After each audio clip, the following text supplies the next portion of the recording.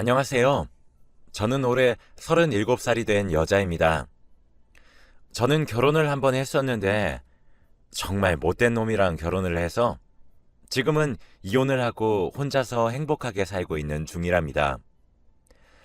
저는 남들보다 부유하게 살고 있는 편이에요. 건물도 몇 채 가지고 있고 서울에 집도 조금 있거든요. 저도 처음부터 이런 건 아니고 인생은 한 방이라더니 결국 이렇게 됐죠. 저는 10년 전 27살에 남자를 만나서 결혼을 하게 되었어요. 저는 그 남자를 보고 첫눈에 반해서 콩깍지가 씌었던 건지 그 사람이 뭘 하든 다 좋았고 멋져 보였죠. 그 사람이 다른 여자와 저 몰래 도박을 하고 다녀도 그 남자는 제게 걸리면 항상 사과를 하며 다신 안 그러겠다고 했기 때문에 저는 그 남자가 바뀔 것이라고 항상 믿었습니다. 역시 사람은 쉽게 바뀌지 않는다고 하더니 그 사람은 그 후에도 계속 다른 여자를 만나고 다니면서 도박도 하다 보니 돈도 왕창 날리고 그렇게 살았어요. 그런데 저는 그 사람을 제가 고쳐주고 싶다는 생각이 들었고 그 사람이 너무 좋았기 때문에 바보같이 제가 먼저 결혼을 하자고 해버렸습니다. 그 남자는 당연히 좋다고 하면서 저희는 그렇게 결혼을 하게 되었죠. 저는 사람을 좋아하면 많이 퍼주는 성격이라서 그 사람이 회사에서 회식을 한다고 거짓말을 하면서까지 도박을 하러 가는 것을 알면서도 돈을 빌려달라길래 주었고 여자를 만나러 가는 것을 알면서도 항상 보내주었습니다. 왜냐면 저는 그 사람이 너무 좋아서 제가 조금만 그 사람 마음에 들지 않게 행동하면 그 사람이 떠나갈 것만 같았거든요. 저희는 돈도 없고 그 사람이 계속 밀어서 결혼식도 못 올렸고 아이는 당연히 없습니다. 그래서 저는 결혼을 하자마자 동네에서 작은 분식집을 운영하면서 겨우 생활비를 마련하고 있습니다. 그런데 남편은 일하던 회사에서 잘렸는지 한동안 월급이 들어오지 않았죠. 원래 남편은 한 회사에서 오래 정착하지 않고 짧게 다니면서 그만두고 다시 새로운 직장을 구하는 편인데 그때만큼은 새로운 직장을 구하는 기간이 너무 길어서 대충 일을 하지 않겠다는 의미라는 것을 눈치는 채고 있었습니다. 그런데 도박과 유흥에 빠져서 살다 보니 돈이 부족했는지 제가 하루 종일 떡볶이를 팔아서 번 돈들을 저 몰래 은근슬쩍 가져가는 겁니다. 처음에는 모른 채를 해주었지만 점점 가져가는 금액도 커지고 나중에는 아예 대놓고 가져가서 생활비가 점점 부족해지더군요. 그래서 저는 돈을 가져가는 남편을 붙잡고 여보, 제발 이제 그만 가져가. 이렇게 가져가면 우리 밥도 못 해 먹어. 어? 여보가 밖에서 뭘 하고 다니는지 상관없는데 제발 돈만큼은 건들지 말자. 응? 남편이 밖에서 돈 좀 보러 온다는데 말려?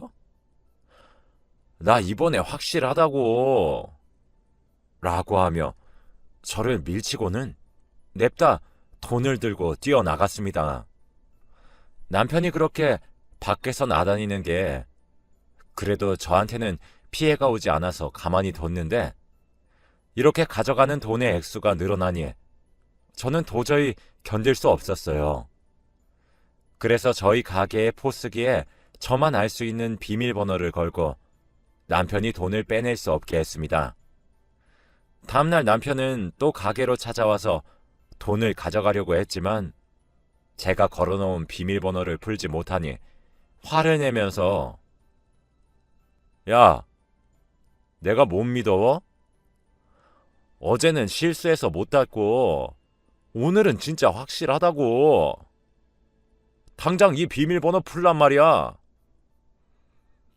저는 남편의 말을 무시했지만 남편은 더 화가 났는지 가게에 손님이 있음에도 불구하고 테이블과 의자를 집어던지고 화를 못 참으면서 밖으로 나갔어요.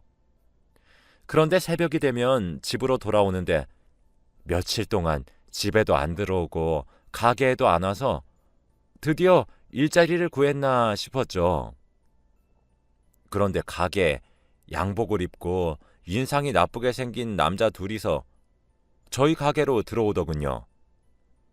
그런데 갑자기 김현태 씨 아내분 박미화님 맞죠? 네, 그런데요.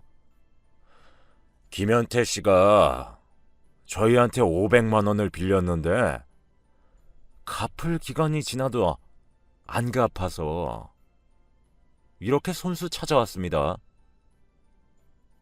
저희가 이렇게 찾아와야 합니까? 그러니까 돈을 좀 제때 갚으면 서로 좋잖아요. 네? 저희 남편이 돈을 빌려요? 아, 아내분 모르시는구나. 김현태 씨, 저희한테 500만 원 빌렸고 갚을 기간이 지나서 이자만 100이에요. 더 이상 늦추면 이자 끝도 없이 늘어날 겁니다. 갚을 능력이 없으시면 빌리지 마셨어야죠. 그들의 말은 청천벽력이었죠. 알고 보니 남편은 도박을 하기 위해 필요한 돈이 제게 나오지 않으니 불법 사채를 써서 돈을 빌렸다는 겁니다. 남편이라는 놈은 도박에서 많이 따면 그 돈을 금방 갚을 수 있다는 생각에 무려 500만 원을 빌렸고 사채업자들은 갚지 않으면 대가를 제대로 치르게 될 거라고 했죠. 저는 한 달에 200만 원도 못 버는 신세인데 어떻게 500만 원을 당장 어디서 구하고 그리고 이자만 100만 원이라고 하니 총 600을 어떻게 구해서 갚아야 할까요? 겨우 하루 벌어서 하루 먹고 살 정도로 버는데 남편이 그런 짓까지 하고 다니니 저는 분식점의 운영 시간을 새벽까지 하기로 결정했습니다. 그런데 남편에게 쓴소리 하나 못하고 혼자서 끙끙 앓으니 몸도 힘들어지는 것을 금방 느끼더라고요. 병원이라도 갈 시간을 빼면 손해가 커서 병원도 가지 못하고 근처 약국에서 약만 먹었지만 도저히 쉬지를 않으니 근육통은 더 아파오더군요. 그래서 남편 몰래 병원에 갔습니다. 의사 선생님은 감기 몸살이라 며칠 동안 약 먹으면서 쉬라고 하셔서 가게는 어떻게 할지 고민을 하다가 남편에게는 절대 맡길 수 없을 것 같다는 생각에 딱 하루만 휴업을 하기로 결정했습니다. 가게를 열고 단 한 번도 쉰 적이 없는데 그래도 제 몸이 건강해야 앞으로 더 많은 일을 할 수 있다는 생각에 생애 처음 휴업을 결정했죠. 그렇게 약을 처방받고 집으로 돌아와 밥을 먹고 나서 약을 먹으니 약 때문인지 잠이 솔솔 오더군요. 그래서 따뜻한 방바닥에 이불을 깔고 누워있다 보니 저도 모르게 잠에 들었습니다. 그런데 잠에 너무 깊게 들었는지 그날 꿈에서 죽은 아버지가 나왔습니다. 아버지가 죽고 나서 단 한 번도 제 꿈에 나오신 적이 없는데 그렇게 뵈니 너무 반가워서 오래 같이 있고 싶었지만 아버지는 미화야, 아빠가 급해서 얼른 가야 하거든. 그래서 시간이 많이 없어. 우리 미화 고생 너무 많이 했잖아. 이제 그런 거 싹 다 잊고 평생 행복하게 살아. 라고 하시면서 숫자 6개를 알려주시더군요. 그렇게 아버지가 사라지시고 저는 바로 꿈에서 깨어났고 그 숫자의 의미를 생각해보니 이건 무조건 로또 번호라는 답밖에 없었습니다. 그래서 잊어버리기 전에 당장 메모를 해놓고 저는 바로 집 근처에 있는 아무 편의점으로 달려갔는데 달려가는 순간에는 신기하게도 감기 몸살 기운이 전혀 없었고 오히려 몸이 너무 가벼웠어요. 그렇게 편의점에 도착해서 바로 아버지가 알려주신 번호를 기입하기 시작했습니다. 평소에는 로또에 당첨이 되어서 갑자기 부자가 되는 상상을 많이 하지만 로또는 당첨될 확률도 매우 희박할 뿐 아니라 뽑힐지도 모르는데 로또 용지를 매번 사는 것도 너무 아까워서 절대 로또를 하지는 않습니다. 그런데 만약에 사지 않았는데 아버지가 알려주신 번호가 진짜 당첨이 된다면 너무 억울할 것 같아서 속는 셈 치고 없는 돈을 끌어모아 샀답니다. 저는 똑같은 번호로 3장의 로또 복권을 사고 집으로 돌아왔죠. 그날 저녁이 토요일이라서 저는 로또 방송을 기다리고 있는 내내 정말 심장이 터질 정도로 크게 뛰었습니다. 단 한 번도 상상을 해본 적이 없는데 꿈자리도 너무 좋았고 아버지가 직접 알려주신 번호라서 저는 기대하면 안 된다고 생각했지만 그래도 사람이라는 게 내심 기대를 하게 되더라고요. 저는 TV 앞에 앉아서 기다리니 로또 복권 방송을 시작했고 저는 떨리는 손으로 번호를 맞춰보니 세상에나 정말로 제가 로또 1등에 당첨이 되어버렸습니다. 저는 손이 정말 떨렸고 제가 지금 꿈이라도 꾸는 건 아닐까 싶어 볼도 꼬집어 보았지만 아팠어요. 저는 1등의 로또 용지를 무려 3장이나 샀기 때문에 로또 1등에 3번 당첨된 거죠. 1등의 상금은 무려 20억이었어요. 그 돈이면 저는 평생 놀면서 살아도 남는 돈이었습니다.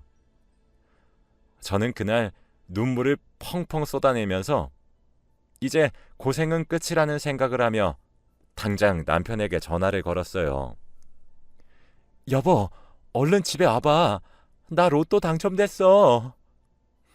남편은 놀라서 얼른 달려오려고 하였고 사실 저는 남편의 반응을 보기 위해 한 장만 당첨이 되었다고 말하려고 했죠.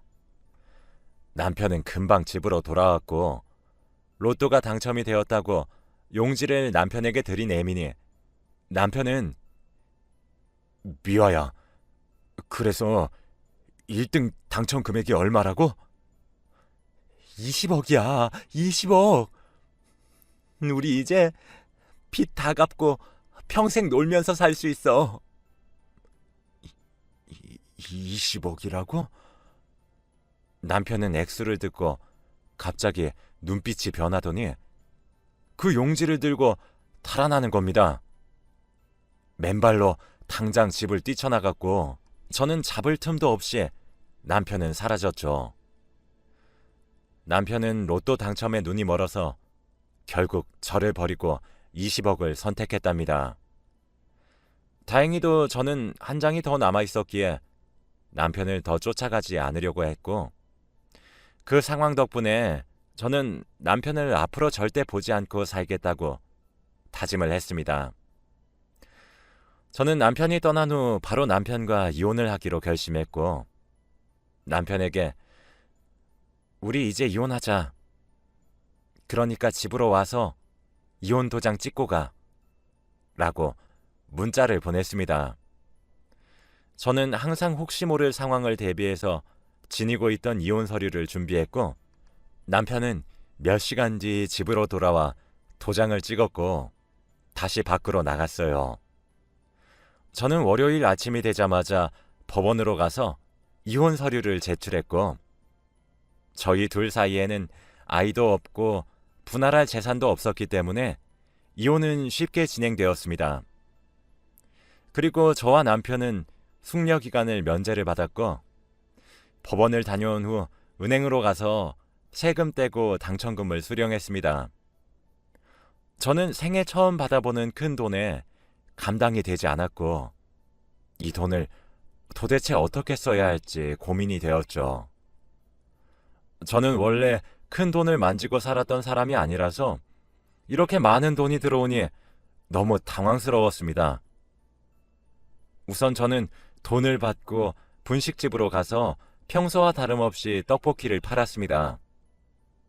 새벽에 퇴근을 하고 집으로 돌아와 곰곰이 생각을 해보니 저는 일도 계속하고 싶었지만 새벽까지 일을 하다 보면 분식집을 오랫동안 운영하지 못할 것 같아서 다시 분식집 운영 시간을 원래대로 되돌렸고, 저는 돈에 욕심도 잘 없고 크게 투자를 해서 돈을 불리려는 생각도 없었기 때문에 서울의 작은 빌딩을 매매하니까 돈이 조금 사라지더군요.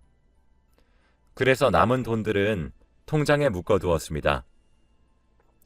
저는 돈을 잘 굴리는 법을 전혀 모르기 때문에 더 이상 돈을 쓰면 또다시 예전처럼 될 것 같았거든요. 확실히 서울에 건물을 사다 보니 월세가 굉장히 많이 들어왔고 저는 이제 생활비가 부족하지 않아졌죠. 사채업자들은 그 이후에 한 번도 오지 않았는데 아마 남편이 제 로또 종이를 가지고 달아나고 돈을 갚은 것 같아요. 저는 남편이 떠난 후 가게 장사도 잘 되고 건물 월세도 제때 잘 들어올 뿐만 아니라 항상 골칫덩어리였던 남편도 없어서 저는 스트레스 받지 않고 혼자서 행복하게 살고 있었죠. 복권에 당첨되면 삶이 굉장히 크게 바뀔 줄 알았는데 딱히 그렇지도 않더군요. 그냥 일상에서 조그마한 변화가 생기는 정도였죠. 저는 그렇게 돈을 모으다가 분식집 근처 오피스텔로 이사를 했고, 이사를 하는 과정에서 남편의 물건들을 싹 다 정리했습니다. 남편이 어디서 뭘 하고 사는진 모르겠지만 아마도 여자를 만나서 술을 마시거나 돈을 흥청망청 쓰고 있겠죠. 아마 남편은 큰 돈이 갑자기 생겨서 도박은 하지 않을 거라고 생각했습니다. 그런데 어느 날이었습니다. 그날도 여느 날과 다름없이 가게에서 떡볶이를 팔고 있는데 저 멀리서 전 남편과 비슷한 사람이 서 있더군요. 근데 그 사람은 옷도 너무 해져 있고 거의 노숙자와 다름없는 몰골이었습니다. 에이, 그 사람이 절대 저런 옷을 입고 있을 리가 없지. 내가 잘못 본 거야. 라고 생각하며 무시했는데 점점 저희 가게 앞으로 다가오는 겁니다. 그러더니 미화야 라며 제 이름을 불렀죠. 알고 보니 그 사람은 제 로또 종이를 가지고 달아난 전 남편이 맞았습니다. 김현태? 도대체 왜 이런 꼴로 잘 먹고 잘 사는 거 아니었어? 사실 그동안 무슨 일이 있었냐면 남편의 말은 이랬죠. 제 로또 용지를 가지고 바로 은행으로 갔는데 그날은 토요일이라 은행 문이 열지 않았다고 해요.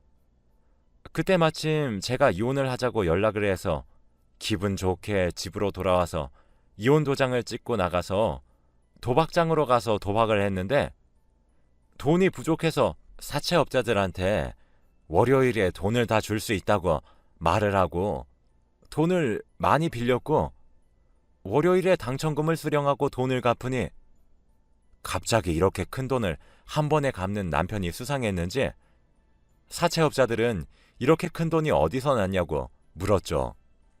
남편은 일을 해서 직접 벌었다고 했지만 사채업자들은 남편을 잘 알기에 절대 믿지 않았고 결국 남편 몰래 미행을 하면서 사람을 시켜 뒤를 조사해보니 로또가 당첨된 사실을 알게 되었고 남편에게 찾아가 돈을 뺏으려고 했다더군요. 처음에는 도박으로 돈을 다 날렸다고 했는데도 사채업자들은 믿지 않고 폭력까지 쓰면서 남편의 당첨 금액을 거의 다 빼앗아갔다고 합니다. 경찰에 신고를 하려고 해도 사채업자들이 항상 자기를 뒤쫓아 다니고 있어서 신고도 못하는 상황이고 돈도 한 푼도 안 남아 있어서 지금은 지하철 바닥에서 살고 있다고 했습니다. 남편의 몸은 정말 성한 곳이 없었어요. 저는 한편으로는 그 사람이 너무 가엾기도 했지만 어찌 보면 남편도 제 로또를 훔친 거나 다름이 없기 때문에 사채업자들이랑 똑같다고 생각했죠. 그런데 미화야, 너 어디서 살고 있어? 우리 저번에 살던 집으로 가니까 아무도 없던데. 나 저기 오피스텔로 이사했어. 뭐? 이사? 도대체 돈이 어디서 나서 열심히 일해서 번 거야? 아니, 그 큰 돈을 내가 어떻게 벌어? 사실 그때 로또 1등 용지 3개 가지고 있었어. 현태 씨, 나 당신 시험해 보려고 그렇게 한 거였지. 그런데 용지를 들고 달아날 줄은 꿈에도 몰랐지. 그래도 고마워. 내가 10년간 현태 씨한테 씌인 콩깍지 그때 일로 벗게 해줘서. 미화야, 제발. 내가 염치 없는 건 알지만 그래도 우리 같이 다시 예전처럼 행복하게 지내면 안 될까? 행복? 현태 씨, 난 단 한순간도 행복한 적이 없었어. 매일 일하고 번 돈들 다 현태 씨가 도박한다고 가져갔잖아. 처음에는 봐줬지만 점점 생활비도 바닥났고 밖에서는 다른 여자들이랑 술 먹고 오고. 난 정말 현태 씨 만나고 싶지 않아. 제발 내가 어떻게 하면 나랑 다시 재결합해 줄래? 재결합? 절대 꿈도 꾸지 마. 우리 가게에 다신 찾아오지 마. 혼자 평생 그렇게 살아? 남편은 제게 찾아와 양심도 없이 다시 자기랑 재결합을 하자고 했고, 저는 다행히 흔들리지 않았습니다. 그 후에도 전 남편은 저를 찾아와 꽃도 주고 가게 일도 돕겠다고 했지만 처음에는 직접 내쫓았고, 그래도 계속 오길래 바로 경찰에 신고를 하고 내쫓았더니 저를 더 이상 찾아오지 않더군요. 그렇게 몇 달이 지나고 저는 돈도 얼추 쌓이고 가게도 점점 커지니 건물을 사는 게 재미가 들려서 작은 건물부터 사기 시작했고, 그리고 제 분식집에 알바생도 뽑고 제가 예전부터 하고 싶었던 프랜차이즈 사업도 시작하게 되었답니다. 사업을 시작하는 초반에는 너무 힘들었지만 예전부터 손님들이 이모, 여기 떡볶이 먹으러 부산에서 와요. 제발 프랜차이즈 해주시면 안 될까요? 라는 말을 많이 하셔서 많은 손님들이 원하셔서 다행히 잘 될 수 있었어요. 저는 드디어 분식집에서 일을 하지 않고 제 분식집의 대표가 되었습니다. 제 가게를 본점으로 시작해서 여러 가맹점들이 전국적으로 많이 들어서는 게 제 목표입니다. 앞으로도 더 늘려갈 생각이에요. 저는 지금 재혼할 생각이 전혀 없고 평생을 다른 사람을 위해 살았는데 이제는 오로지 저를 위해 희생하고 봉사하며 살아갈 생각입니다. 제 이야기는 여기까지입니다. 사연 들어주셔서